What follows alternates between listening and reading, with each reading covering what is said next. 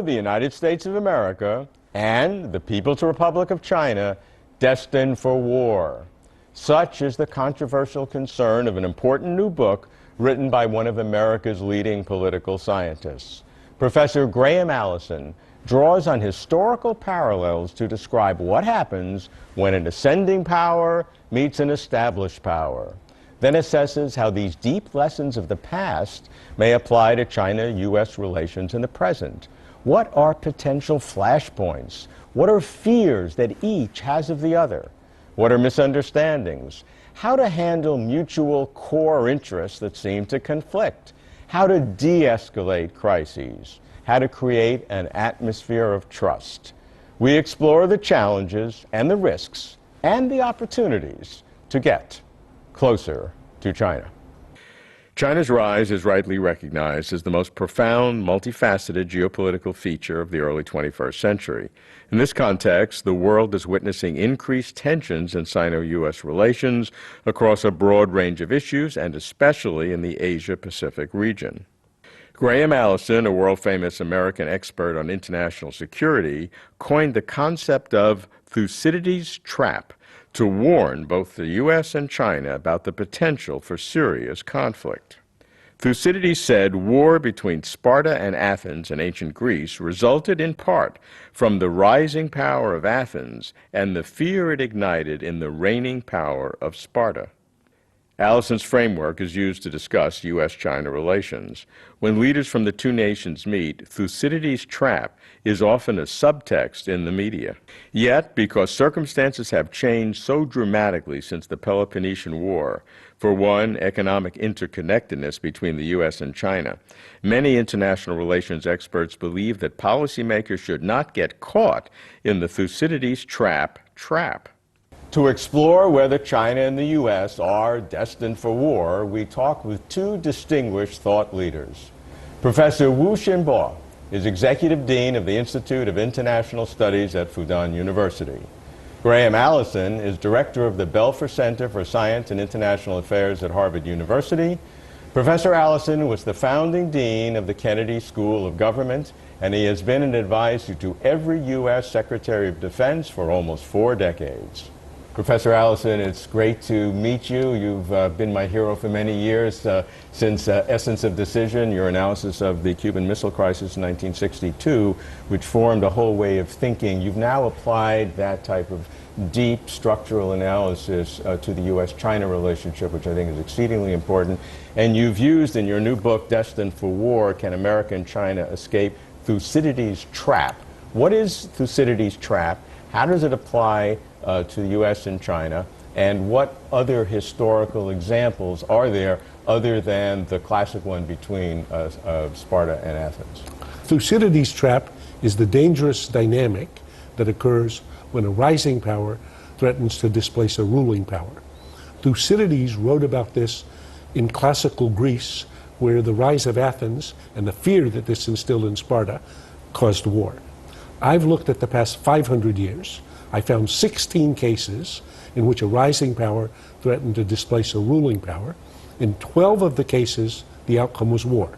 Think about World War I. In 4 of the cases, the outcome was not war.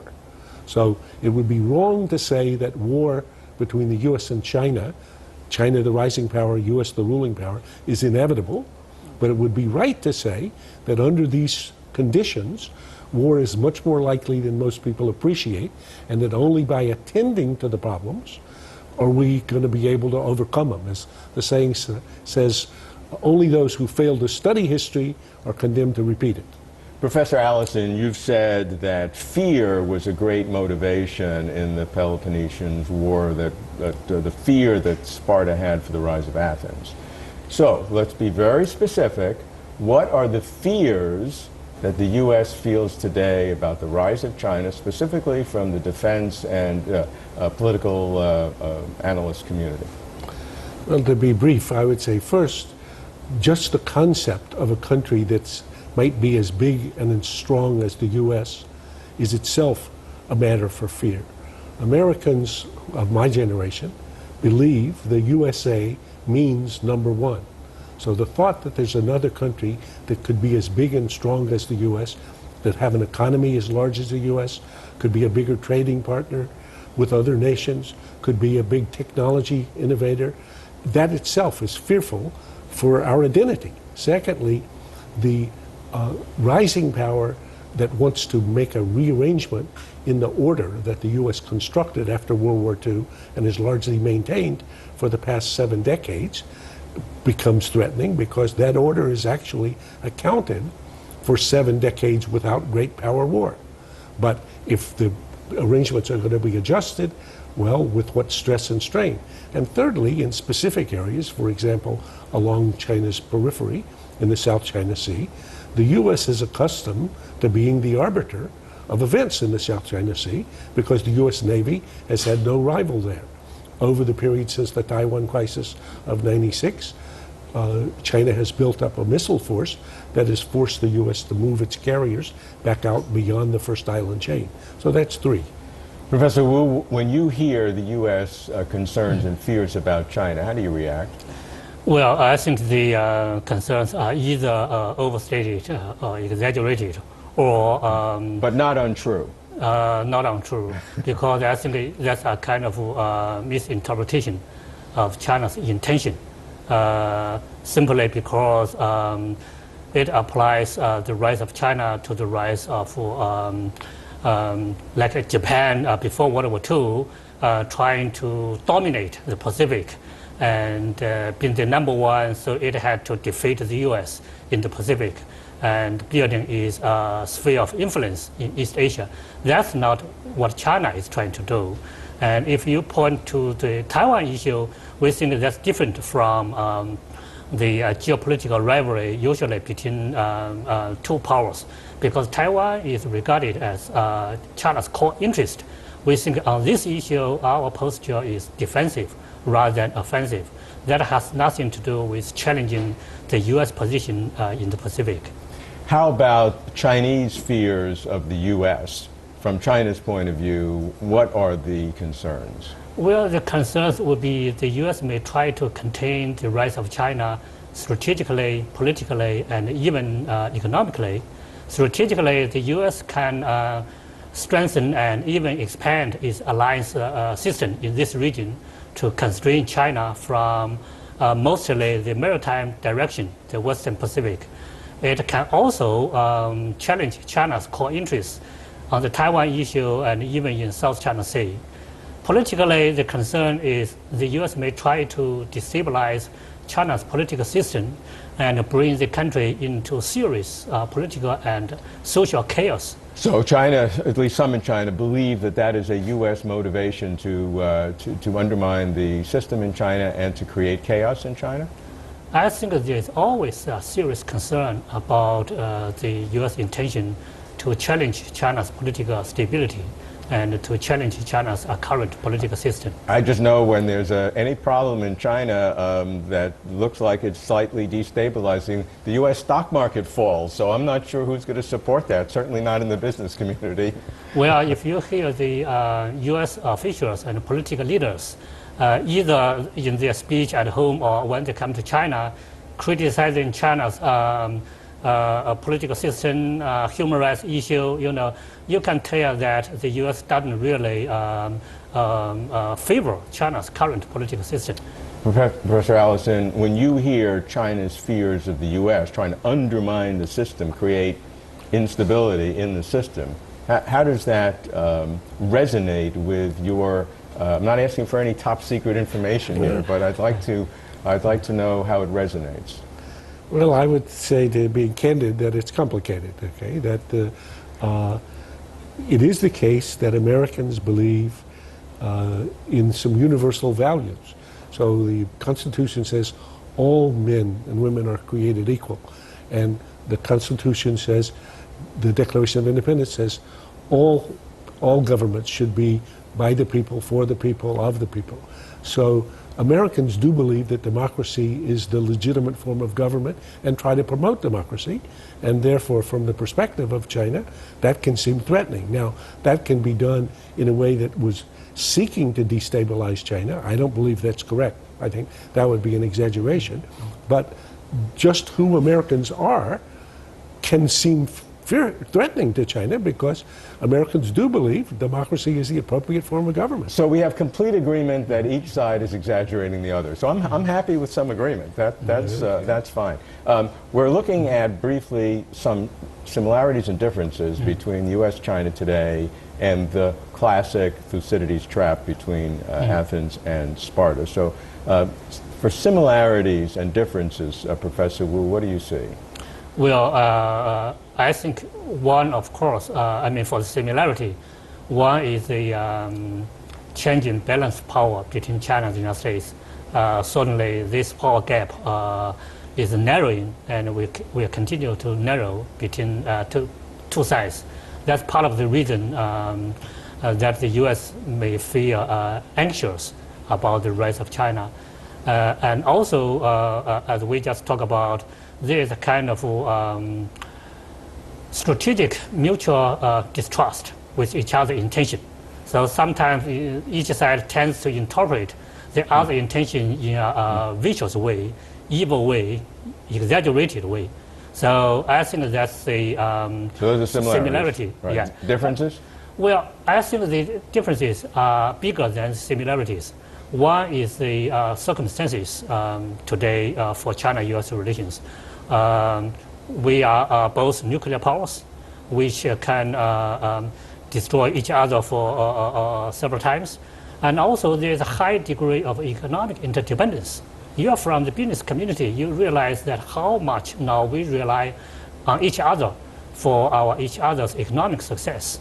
So rational leaders in either Beijing or Washington can hardly make a decision to launch a full-scale war against each other to solve the disputes.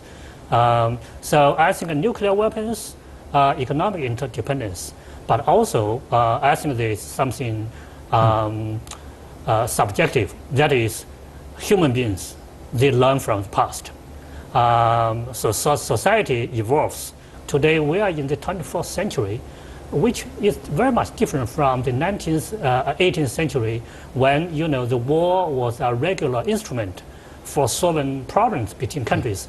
Today, I think the culture of international politics has evolved and become more civilized, and people have developed new ways to manage relations, including differences among countries. We'll be right back. China states that it has unswervingly, a favorite term of art, pursued a foreign policy that helps to maintain world peace. China asserts that it will not participate in the arms race, nor will it seek military expansion. Many foreigners challenge this view. Yet, even during the peak of the Cold War, China says it reached out to other nations using diplomatic phrases such as peaceful coexistence and united front. Yet, as many in the U.S. see it, China's rise is a destabilizing force that undermines the current world order, which, ironically, has benefited China so much. Professor Wu, China claims that it is different than every other rising power in history. Chinese exceptionalism, defend. Well, I think they are both external and internal factors make the rise of China different from what we saw in history. We already mentioned the circumstances featured by nuclear weapons, globalization, and economic interdependence. So basically, I think the rise of China so far has to be attributed to globalization and economic cooperation with other countries, particularly with the United States. So this makes China different from other rising powers in history that they needed to build their sphere of influence, trying to colonize other countries, or using military force to expand their overseas markets. So in today's world, this is unnecessary. Internally, I think two things make China unique. One is this is a country paying a lot of attention to the study of history. Because of it's a country with a long history, so it's very good at drawing the wisdom from the history. If we look at the rise and fall of major powers in history, we understand that a major reason for the failure of the major powers was that they trying to they try to overreach and try to expand their interests through the use of war as a force to launch a major war. And another factor, internal factor, makes China different, I think, is this kind of cultural factor. And China, by nature, is more defensive. If you just look at the Great War, which was built to defend itself rather than to offend. So even though China was long a major naval power in the Ming Dynasty, but you didn't see this kind of colonization activities that other Western countries did in the modern times. I believe the way to solve problems is to put them on the table as bluntly as possible. People don't like to talk about conflict between the U.S. and China, but unless we honestly and rigorously look at each potential hotspot and how it could degenerate into a shooting hot war, then we're not being fair to ourselves. So I want to just lay out where it could happen. Professor Allison, in your book, you give a scenario in naval confrontation where there's exchanges and it almost could degenerate into full-scale war. Describe to me some scenarios. Well, first, let me just agree with you completely. I think that there needs to be this right on the top of the table, and I think there needs to be very candid conversations between Americans and Chinese at many levels about these. I will give you 3 scenarios. I have 5 of them in the book. First, Taiwan, as my colleague already mentioned. At the beginning of the Trump administration, or just before the beginning, Trump almost challenged the one China policy. China is pretty clear, they'll fight over that. So if the U.S. were to support Taiwanese independence, I think it is highly likely that we would find Americans and Chinese killing each other. Secondly, North Korea. Now that put Taiwan aside for the minute, North Korea today is the most dangerous hotspot on the planet. Like virtually a Cuban Missile Crisis in slow motion, but in months, not days, we're going to come to a crossroad. Trump has said if North Korea is going to test an ICBM, he will interrupt it by bombing North Korea. If we do, it's likely, very likely, I think, that North Korea will attack Seoul, then the Americans and the South Koreans will attack North Korea. That's exactly the way we got into the first Korean War, in which we should remember 50,000 Americans and several 100,000 Chinese died fighting each other. So that's a fact. Third, every day in the South China Sea and then occasionally in the East China Sea, we have American and Chinese ships and planes operating in very close proximity. The likelihood of a collision, quite high, quite high. If there were a collision, how does it go from there? Well, fortunately, one would hope wise heads would prevail, but you can easily trace an escalatory pattern from there, especially now that cyber is a further dimension of this issue, and where one or the other party may be tempted by a cyber effort to interrupt the information or the command and control of the other side.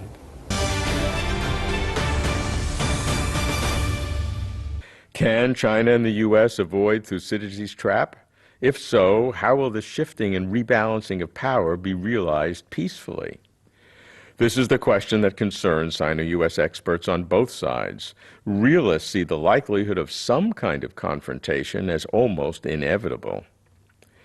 They ask which scenario is less likely, China acquiescing to a lesser role in the East and South China Seas than the United States had in the Caribbean or Atlantic in the early 20th century, or the U.S. sharing with China the kind of predominance in the Western Pacific that America has enjoyed since World War II.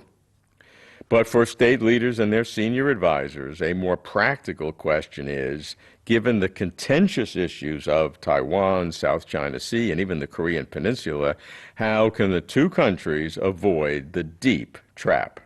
I think from a Chinese perspective, there are 4 major elements in our strategy towards the United States, as I can see. First and foremost, I think is reassurance. As a rising power, you need always reassure the established power about your intention, so as you will not cause the anxiety from So that's a burden that China puts on itself, you're saying, that yeah. China has its own responsibility. It's not that the U.S. has to see it properly. China has a responsibility to be more transparent and to be more open so people can see it. Yeah, we should have better strategic communication with the U.S. And in this process, we also get to know better the U.S. intention. So this is basically a two-way process. But China should take more initiative in reassuring the U.S. Next, I would say is a kind of cooperation or constructive engagement. As China's capabilities grow, we should provide more and more public goods, both economic and security, so that the U.S. would view a rising China in a more constructive and positive way, and not necessarily view this as a kind of a threat to the U.S. So if I can help you solve your problem, of course you welcome my rise. Like with infrastructure in the U.S., where China leads the world in the financial capabilities. crisis, all these kind of things. China has been doing, Korean Peninsula, Afghanistan, many others. China has been doing to show that China's increased capability can be used in a constructive way. So that's very important. The third, of course, is to exercise some level of strategic self-restraint. Certainly, China is now expanding its overseas interests economically and also strategically. And we just talk about the maritime disputes. These disputes are not new, but for a long time, China didn't have the capability to defend our position. Now, with the newly found capability, we may take more formal position on this issue, but we should also clarify to others that there are some red lines we wouldn't cross. For example, on the South China Sea, I don't think China should use force to take the small islands and reefs from the hands of other claimants. This issue should be handled through diplomatic means. So exercising strategic restraint is important for China, but also important for the U.S. U.S. should not also should not cross the red lines of some of the sensitive issues we just mentioned. Taiwan, don't support Taiwan independence, right? Korean Peninsula, don't send your troops to the north of 38th parallel, and don't push close to the Yellow River, the border with China. That's a red line. You understand correctly. Last but not least, I think China also needs to develop credible military deterrence vis-a-vis the U.S. in the Western Pacific, so that U.S. can respect the Chinese position and will not cross the red line on those sensitive issues. U.S., after all, is a realist strategic thinker by nature. So I think that when it comes to the strategic decision, first and foremost, they look at the balance of power. So if China is too weak, you will not get the respect of the U.S. You will not be taken into serious consideration. Then you may get the U.S. to make some decision to push China into the corner. Professor Allison, when you hear that, the first three were responsibilities that China felt in terms of its own restraint. It was very impressive. The last one, was a strong stick, and that says that you have to respect us, and when you hear that analysis, and you're thinking not just in your own mind, but you're thinking people that you know in the Defense Department, how would they react? Well, I think they would say, as I would say, this is very consistent with what Thucydides would suggest to us. The rising power becomes stronger. It wants to assert its interest. It wants capabilities to assure its interest. And it wants the ruling power to adapt or adjust what had previously been the status quo. That's the inevitable dynamic. And I think that in that context, what's crucial is to make sure there's not some big fundamental misunderstandings. Because the question, for example, from a Chinese government official I was talking to recently privately said, there would be no problem on the Korean Peninsula if you weren't there. I mean, if there were no Americans in the South Korea, the Korea would be unified. It would be under a state that would be subordinate to China, and we would have never let them have nuclear weapons. So the problem is you there. I look at this and I think, wait a minute, We are there because North Korea attacked South Korea. We came to their rescue. South Korea has been built as a very successful country. It's a democracy. It's the 13th largest economy in the world. And it's China's economy. We're not going anywhere. Excuse me, to which the answer is, that's exactly what happens in a normal Thucydidean dynamic in which the ruling power thinks things are great. This is a fantastic success story. The rising power says, wait a minute, this is a problem. And then when you get the third party, this is why it's so dangerous. It's not that the rising power thinks attacking the ruling power is a good idea. And it's not that the ruling power thinks attacking the right. That's not it. It's that some third party, like the assassination of an archduke or some crazy Kim Jong-un testing missiles, gets into the middle of this sequence. And the odd thing about this is that it's in China's best interest to have a South Korea because of the economic benefit and the technology benefit. That is a tremendous interest of China. And China is becoming now the dominant economic relationship with South Korea, and is actually using that dominant economic relationship to squeeze it with respect to the deployment of THAAD, the missile defense system. Well, on this Korean Peninsula issue, I think the U.S. has one mission accomplished. That is, you should bring the Cold War on the Korean Peninsula to the end, because nominally, globally, the Cold War has already ended for about 20 years. Okay. But on the Korean Peninsula, it's still very much alive. Every year, you have such large scale of military exercises targeting North Korea as enemy.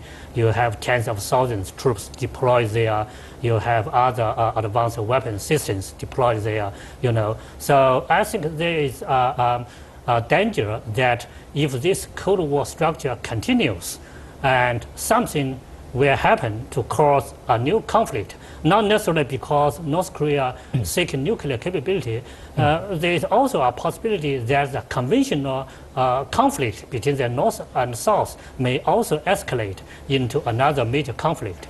That's Professor Allison's entire theory. Yes, exactly. I think it sums it up. China and the U.S. shouldn't be destined for war, but they could be. Power in the ancient world was the possession of territory and the subjugation of other peoples. Power in the contemporary world is the generation of knowledge and the production of international trade. China and the U.S. have too much in common, especially economies that are so closely linked and intertwined that it would be foolhardy for one to try to succeed by trying to make the other fail. The U.S. should give China comfort that it does not seek to contain China and thwart its rise. China should give the U.S. comfort that it seeks neither to replace the U.S. nor to intimidate its neighbors. Here, military-to-military exchanges are helpful. But when core interests combust spontaneously, as it were, South China Sea, Taiwan, aspects of trade, pick your favorite, rationality can falter and emotionality fester. That's why all who believe that a robust U.S.-China partnership is good for everyone globally, should pitch in. Graham Allison is doing his part. We'll do ours, keeping closer to China.